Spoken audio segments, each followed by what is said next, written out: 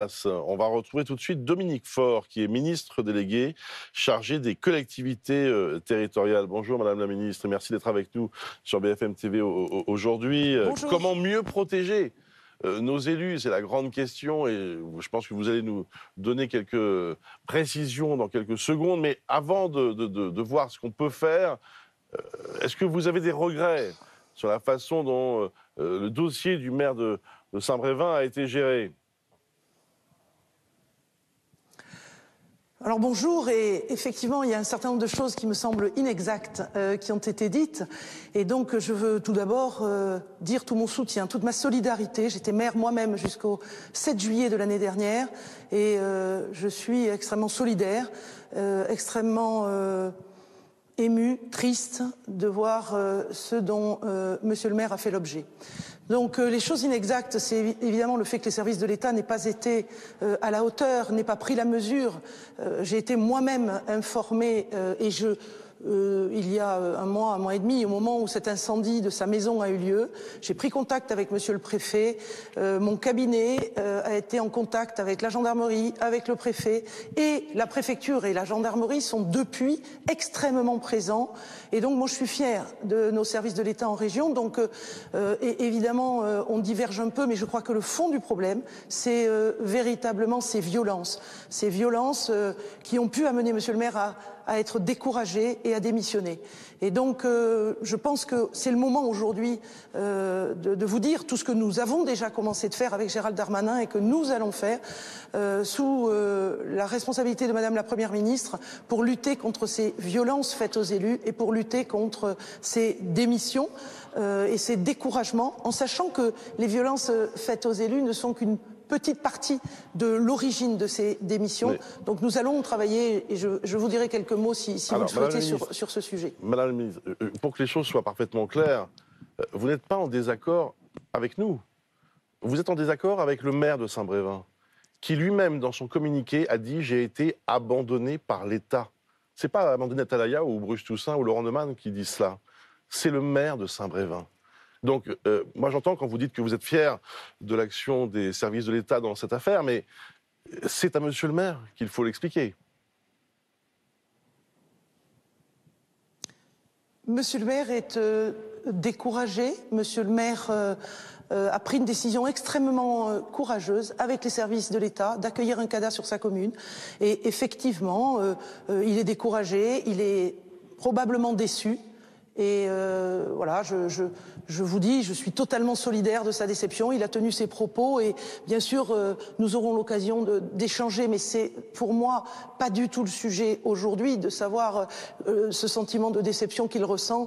Je ne le discute pas. Je veux lui dire tout mon soutien et je veux aussi dire à quel point nous pensons avoir agi avec le préfet, avec la gendarmerie, comme nous le pensions nécessaire. Tout peut être amélioré, on est vraiment à l'écoute. Moi, je veux être aujourd'hui dans l'émotion et dans un plan d'action que nous avons déjà entamé sur cette lutte à laquelle nous sommes attachés avec Gérald Darmanin à conduire. Madame la Ministre, qu'est-ce que vous pouvez nous annoncer aujourd'hui, en effet? Quelles seraient les mesures qui permettraient de mieux protéger les élus? 3 axes. Le premier, c'est un centre que j'avais annoncé il y a déjà un mois et demi et qui a été mis en place, mais on va donner quelques éléments mercredi prochain avec Gérald Darmanin.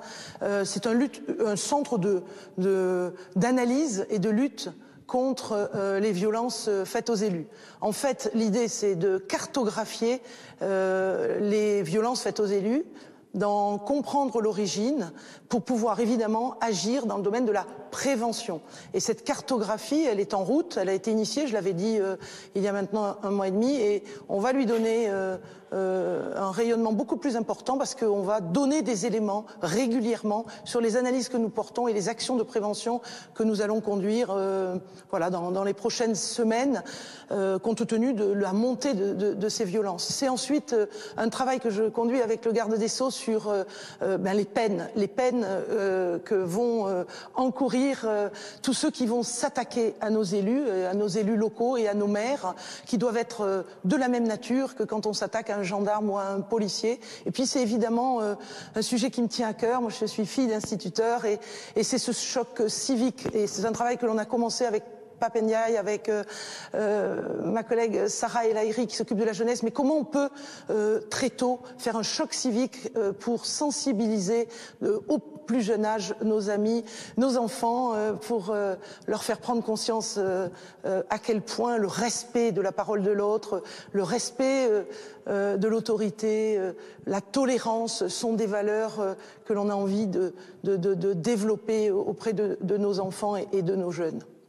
Alors, si vous permettez, sur ce dernier, j'ai bien compris les 3 axes que vous annoncez. Sur le dernier point, il me semble que l'instruction civique, ça existe déjà à l'école. Qu'est-ce que vous souhaitez faire de plus ? En fait, il faut tout simplement l'amplifier.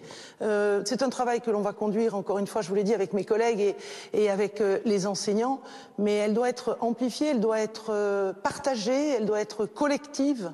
On a des sujets autour de la parentalité, autour du monde associatif qu'entourent nos collégiens, autour du temps périscolaire et de l'école. Et c'est un travail que l'on doit faire collectivement pour faire en sorte que la tolérance soit au cœur des valeurs que l'on enseigne à nos enfants. Il y a un climat qui est, c'est vrai, de plus en plus tendu dans le pays, on le voit bien, pas seulement contre les élus, c'est ça qui est terrible. D'ailleurs, est-ce que, néanmoins, pour ce qui concerne l'aspect politique, est-ce que vous visez l'extrême droite et ce qu'on appelle aussi l'ultra-droite dans voilà, l'aggravation de la situation ? En fait, moi, je ne vise personne. Encore une fois, vous l'avez compris, je suis plutôt et très sincèrement dans l'émotion. En fait, par contre, les extrêmes et qui se caractérisent assez souvent par la violence, je pense qu'il nous faut combattre ces extrêmes qui, en fait, se manifestent non pas par le dialogue, non pas par des manifestations comme celle qui va avoir lieu à Saint-Brévin-les-Pins et dont je suis totalement solidaire de cette manifestation qui vise, comme ça a été clairement dit par l'éditorialiste qui vous accompagne, c'est vraiment une manifestation contre les violences. Elles sont très souvent portées par les extrêmes. Bien, merci beaucoup Dominique Faure. En tout cas, merci d'avoir fait ces annonces ce matin sur BFM TV pour tenter en effet de mieux protéger nos élus.